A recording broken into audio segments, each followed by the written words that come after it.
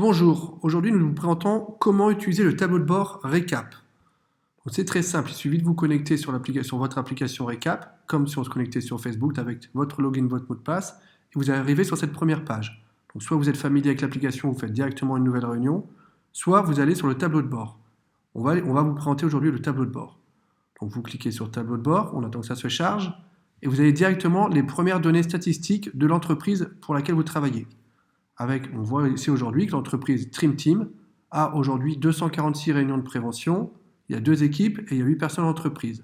Donc, très rapidement, on voit la fréquence des actions de prévention sur les 7 derniers jours. Donc là, on voit qu'on a eu le 7,04. Et ici, sur les 6 derniers mois. On voit que pendant le mois de novembre, il y a une forte activité. On voit les différents risques qui ont été abordés. Donc, lors de ces derniers jours, c'est les modes opératoires et les procédés. Et sur les 6 derniers mois, on a eu des risques sur la chute de plein pied, les EPI, les épidémies Covid, et puis le zonage, etc. On a l'ensemble de nos certificats de prévention qui sont disponibles ici, c'est-à-dire que toutes les réunions de prévention qui ont été finalisées et signées par les équipes, on peut être téléchargées par ici, et on va pouvoir jouer avec les différents éléments statistiques. Donc, par exemple, on peut filtrer par membre. En cliquant sur membre ici, vous allez voir toutes les personnes en entreprise. Donc 100% des équipes ont été formées, il y a 8 personnes enregistrées en entreprise, et 3 animateurs et 2 superviseurs. Donc Hercule Buisson, Constance Dubois sont les 2 superviseurs, et on a le détail par équipe.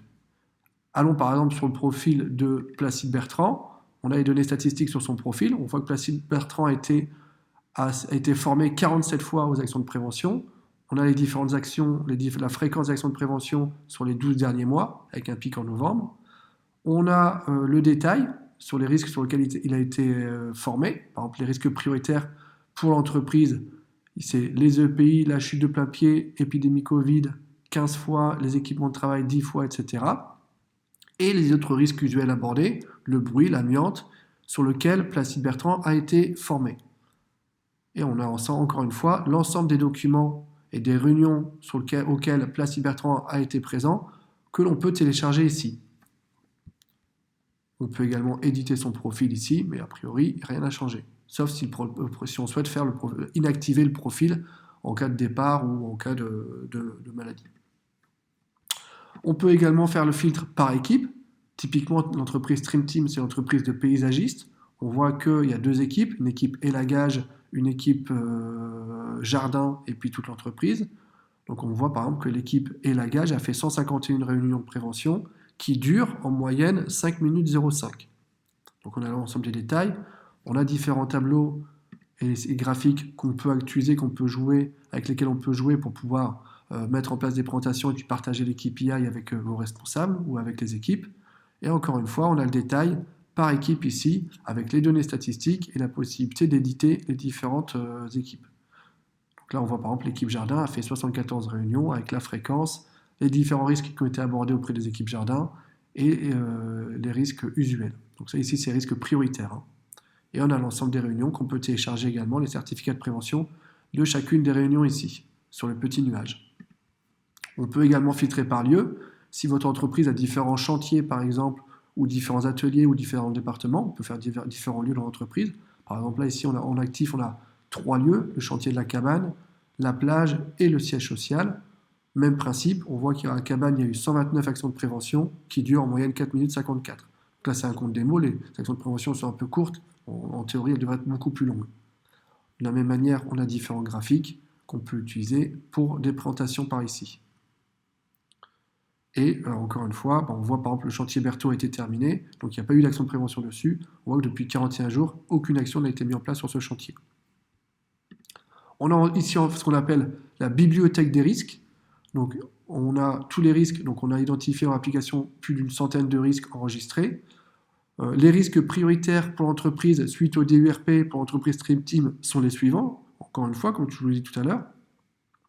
Et les risques abordés, les autres risques usuels sont ici aussi. Donc on a notre bibliothèque de risques avec les 104 risques qui sont identifiés ici, que l'entreprise va choisir en fonction de ceux qui sont prioritaires, et on va pouvoir les éditer. Par exemple, si je vais cliquer sur la chute de plein pied, je vais avoir dans un premier temps des données statistiques sur la chute de plein pied, qui était abordée 138 fois dans l'entreprise, avec les différents outils statistiques, les cabanes, etc. Et les différents lieux et auprès des différentes équipes auprès de qui ça a été abordé. Je vais pouvoir télécharger toutes les certificats de prévention ou toutes les réunions dans lesquelles on a parlé de chute de plein pied ici. Et je vais pouvoir éditer aussi forcément ce risque. En tant que responsable QHSE, je vais pouvoir ajouter des documents, des visuels comme celui-ci, des fichiers NRS ou tout simplement du texte, des liens vers des vidéos, etc. pour pouvoir partager et transmettre les informations pertinentes pour les équipes lors d'une réunion ou d'une action de prévention. Voilà, pour sélectionner quels sont les risques prioritaires, c'est très facile, hein, il suffit juste de cocher la petite case ici, et puis après d'ajouter autant de risques qu'on souhaite par la suite, ici en tant que consigne par rapport aux risques qu'on souhaite identifier ou qu'on souhaite partager aux équipes. Voilà, j'en ai fini pour la présentation très rapide du tableau de bord. N'hésitez pas si vous avez des questions. Merci.